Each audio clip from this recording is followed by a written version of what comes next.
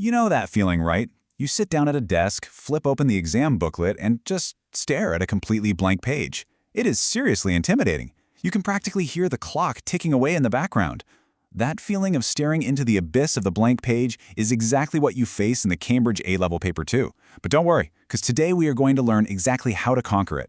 And look, the stakes here are pretty huge. The extended writing section of this exam demands that you produce up to 900 words. And we're not talking about just any random words, but carefully chosen, highly structured text.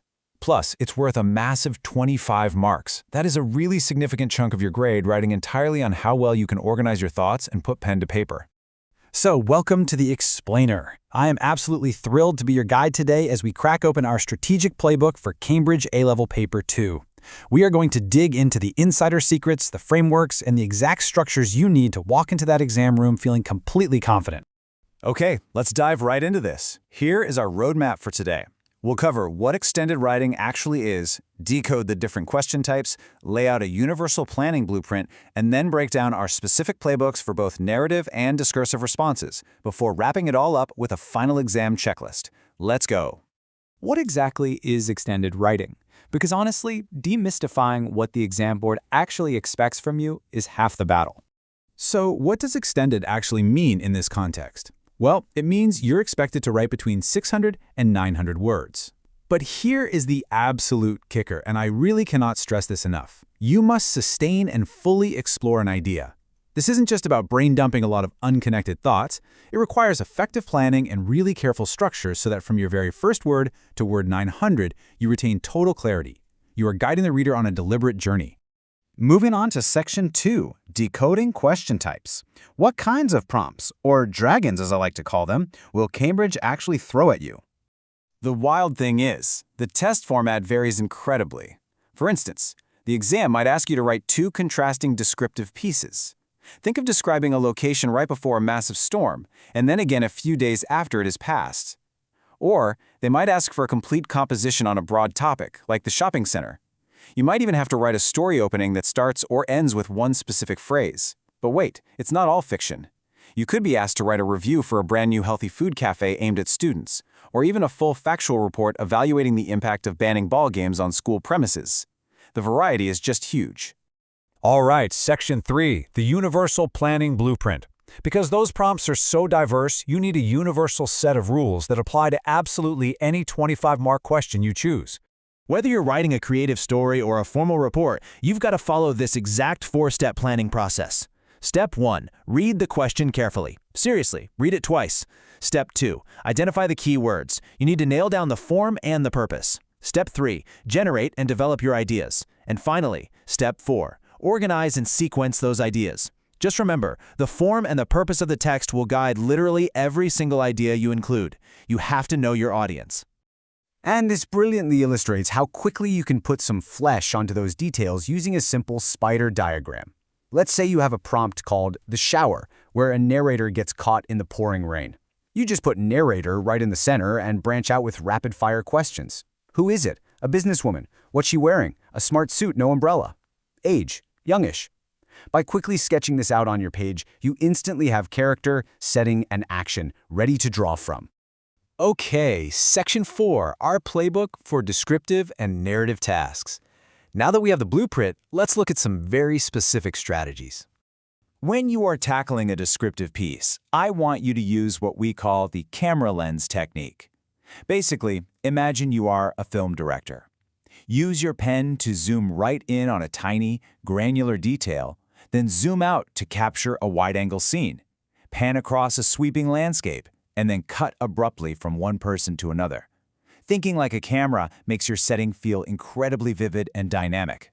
But to actually execute that camera work, you're going to need the right tools. Think of this as your descriptive writing toolkit. First off, banish generic adjectives. You want specific ones. Instead of saying a small wood building, describe a squat hut made of thin strips of larch. You absolutely must engage all the reader's senses too: sight, sound, texture, taste, and smell.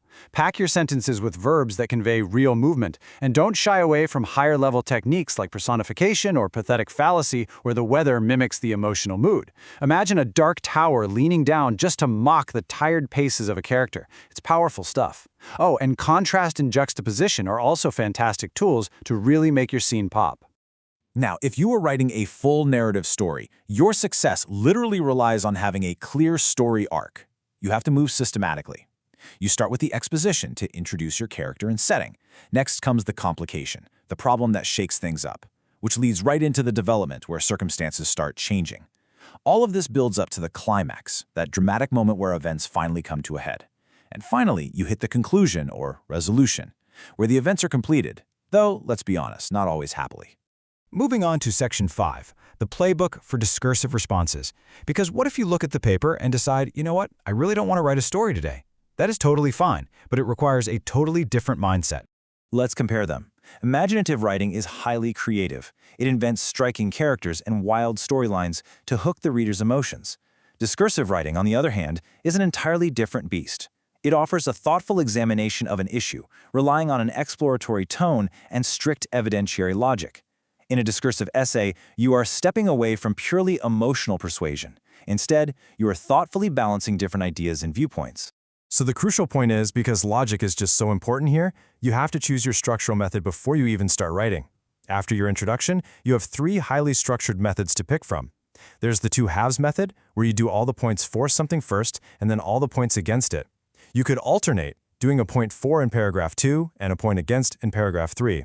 Or you can use the counterargument method, where you explore both the for and against views for one specific point within the exact same paragraph. Pick whichever one works best for you, but whatever you do, stick to it.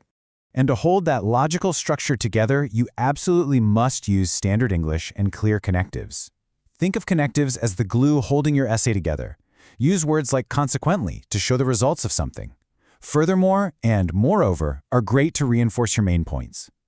Lean on organizational phrases like to begin with and ultimately. And when you need to show contrasting sides of an argument, drop in words like however and conversely. Doing this clearly signals to the examiner that you are logically guiding them step by step through a complex debate. We are in the home stretch.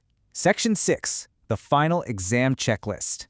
We've gone over the planning and the frameworks, so now it's time for the final steps. Right before you write a single word in the actual exam hall, I want you to take a breath and mentally run through this quick self-assessment checklist. Ask yourself, do I really understand the characteristics of extended writing? Do I understand the precise requirements of this specific question I chose?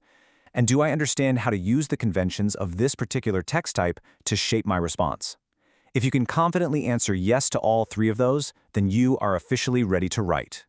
And once you do put pen to paper, remember that your opening is everything. Literally everything. Just look at this iconic opening line from George Orwell's 1984. It was a bright, cold day in April, and the clocks were striking 13. I mean, it is completely surprising and even a little shocking. An opening like that immediately grabs the reader by the collar and forces them to keep reading just to figure out what on earth is going on. You want to aim for that exact level of engagement right out of the gate from your very first sentence. Well, there you have it. We have fully unpacked the secrets of the Cambridge A-Level Paper 2. You've now got the universal planning blueprint, the tools for vivid cinematic storytelling, and the logical frameworks required for discursive essays.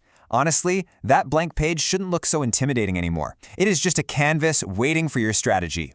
So, as that clock starts ticking in the exam room, which playbook will you pick up your pen and tackle first? Thanks so much for joining me for this explainer, and happy writing.